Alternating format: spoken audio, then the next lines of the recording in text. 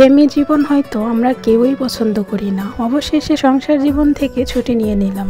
সব সময় একই পরিবেশে থাকতে থাকতে মনটা যেন তেতো হয়ে যায়।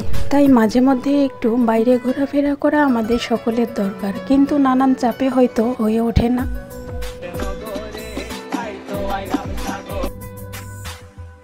হ্যালো এভরিওয়ান, আসসালামু আলাইকুম সবাইকে। আজ আমি আপনাদের মাঝে শেয়ার করব সংসার থেকে ছুটি নিয়ে কোথায় গেলাম, কি করলাম। আমাদের ফ্যামিলির আমার হাজব্যান্ড ছাড়া আমাদের সবার একটাই সমস্যা হলো আমরা কেউ বাস বা গাড়িতে জার্নি করতে পারি না। আর সেই সমস্যার জন্য আমাদের কোথাও যাওয়া হয়। আর এজন্যই বলতে গেলে আমাদের 14 বছরের বিবাহিত জীবনে দূরে কোথাও যাওয়া হয়নি। কিন্তু যখন থেকে কক্সবাজার ট্রেন চালু হয়েছে তারপর থেকে আমাদের প্ল্যান ছিল কক্সবাজার ট্যুরে যাব, কিন্তু এই যে যাব করে যাওয়াই হচ্ছে।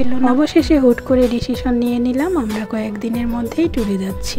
কিন্তু মহা সমস্যা হলো ট্রেনের টিকিট কাটা নিয়ে। কাউন্টারে গেলে ট্রেনের টিকিট পাওয়া যায় না, অনলাইনে 10-15 মিনিটের মধ্যে টিকিট বুক হয়ে যায়। ফাইনালি অনেক যুদ্ধ করে অবশেষে টিকিট কাটতে পারলাম।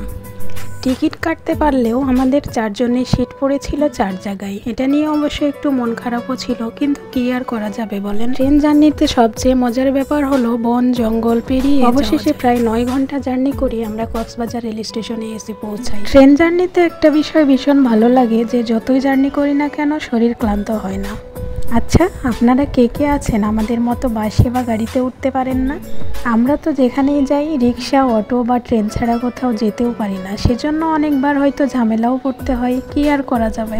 ট্রেন থেকে নামার পরপরই কিছু লোক এসে আমাদেরকে বলে ওরা হোটেলে রুম বুক করে দিবে, এটা সেটা। আসলে তাতে ওদের অবশ্য ফায়দা থাকে, ওরা হোটেল থেকে কমিশন পায়। কিন্তু আমার হাজব্যান্ড যেহেতু এই বিষয়টা সম্পর্কে আগে থেকেই জানা, তাই ওদেরকে কোনো পাত্তা দেয়নি। কিন্তু অনেকেই যারা জানে না বোঝে না তারা ওনাদের কথার খপ্পরে পড়ে অনেক সময় ঠকে যায়। কক্সবাজার রেল স্টেশনটা আমার দেখা মতে সবচেয়ে সুন্দর, নিট অ্যান্ড ক্লিন। আর এখানে যেহেতু বেশিরভাগ লোকজনই ট্যুরের, তাই সবাই ছবি ভিডিও নিতে ব্যস্ত ছিল।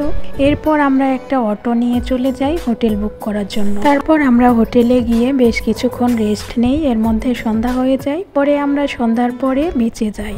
বিশ্বাস করেন, প্রথম সমুদ্র দেখার অনুভূতিটা জাস্ট ওয়াও ছিল।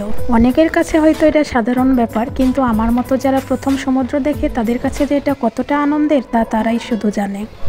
সমুদ্রের পাড়ে বিখ্যাত সেই ভাইরাল ফল, কামরাঙ্গা, আরও কত কিছু যে ছিল। আমরা আমাদের পছন্দ অনুযায়ী খাবারগুলো খাচ্ছিলাম। আর এই যে বাচ্চাদের মূল আকর্ষণ এই লাইটিং খেলনাগুলো ছিল। কিছু দূর সামনে যেতেই আমরা দেখতে পাই সেই রোলার আইসক্রিম, যেখানে বিভিন্ন ধরনের ফল দিয়ে বানানো হয়। তারপর আমরা সবাই মিলে আইসক্রিম অর্ডার দিই এবং একসাথে খুব মজা করে খাচ্ছিলাম। আর আশেপাশে যে কত সুন্দর সুন্দর জুয়েলারি ছিল, দেখে তো ইচ্ছে করছিল সবগুলো কিনে নিয়ে আসি।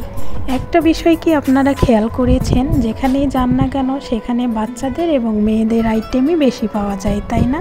এরপর আমরা রাতে ডিনারের জন্য একটা রেস্টুরেন্টে চলে যাই। সেখানে কয়েক রকমের ভর্তা, গরুর মাংস আর চিংড়ি দিয়ে ভাত খাই। খাওয়া দাওয়া শেষ করে আমরা আবারও সমুদ্র পাড়ে আসি। আর এখানে বাচ্চারা কি যে মজা করছিল। সেদিন যেহেতু টায়ার্ড ছিলাম, তাই আমরা হোটেলে গিয়ে রেস্ট নিই। পরের দিন সকালবেলা আবারও আমরা বের হয়ে যাই সমুদ্রের পাড়ে।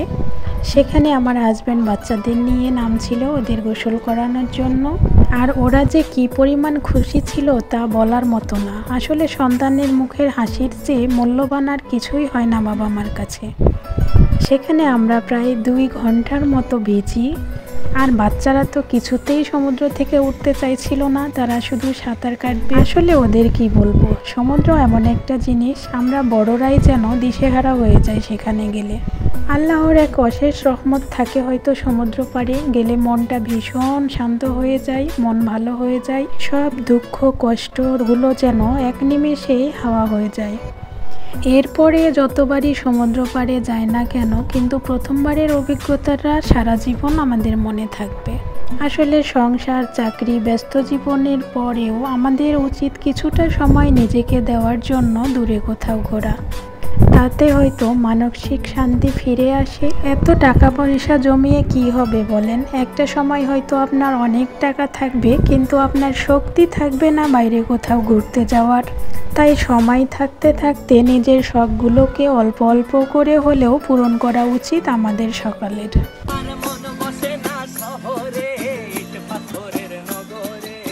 আমরা অনেক জায়গায় ঘুরতে গিয়েছিলাম, বলতে গেলে যেখানে যতগুলো স্পট আছে আমরা সবগুলোতেই গিয়েছিলাম, কিন্তু একই ভিডিওতে সবগুলো শেয়ার করলে ভিডিওটা অনেক বেশি লম্বা হয়ে যাবে। এখানে আমরা এই যে ইনানি বিচে গিয়েছিলাম। আমার মেয়ের অনেক শখ ছিল সে ঘোড়ার পিঠে চড়বে, তারপর ছেলে মেয়ে দুজনকেই ঘোড়ায় উঠিয়ে দেই। ওরা খুব বেশি এনজয় করছিল এটা।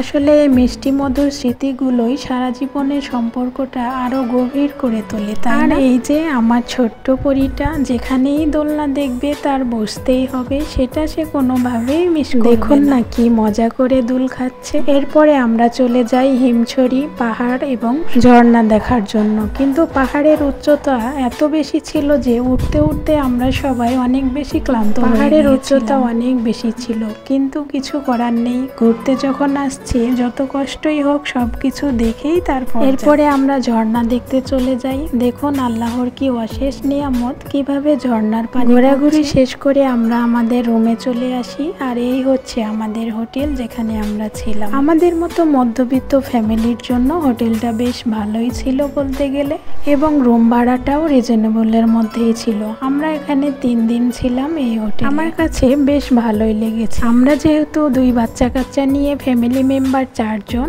এজন্য আমরা 2 বেডের একটা রুম নিয়েছিলাম। এই যে আমাদের রুমের ভেতরটা আমি একটু একটু করে ভিডিও করে নিচ্ছিলাম আপনাদেরকে দেখানোর জন্য। কক্সবাজার গিয়ে একটা জিনিস আমার সবচেয়ে বেশি ভালো লেগেছে, তা হলো এই মিষ্টি পান। যদিও আমি কখনো পান খাই না বা পান খাওয়া পছন্দ করি না, কিন্তু এই পানটা ভীষণ ভালো লেগেছে। আজকের মতো বিদায় নিচ্ছি। ভিডিওর পরবর্তী অংশ শেয়ার করব পরের পর্বতে ইনশাআল্লাহ। আসসালামু আলাইকুম।